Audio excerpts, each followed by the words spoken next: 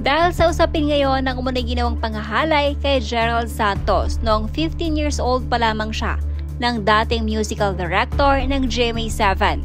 Nagsalita na din ang manager nito na si Romel Ramillo. Siniwalat nito na wala man lang natanggap na suporta na psychological o psychiatry support si Gerald Santos. Base ito sa kanyang response sa isang netizen na kung saan sinabi, ano pa daw bang inaantay ni Gerald na resolusyon? Tinanggal naman na daw ng GMA ang humalay sa singer.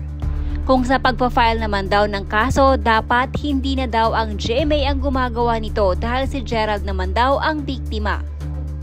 Hi Gerald, what resolution are you waiting from GMA? The perpetrator has been terminated by the network. As for filing the case, you and your lawyer should file it personally in the court of law. GMA cannot file a case against the director since you are the victim and not them. Can you please enlighten us? Gone ang manager ni Gerald Santos.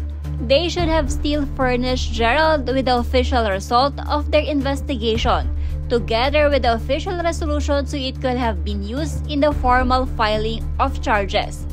The role of the network does not end after terminating the accused. If their concern was indeed the victim, they should have helped and support the victim through psychological and psychiatric support, at least. The network, through their legal team, should have also helped Gerald explore his legal options being a minor when the incident happened. Serbisyong totoo lamang should apply in this particular case.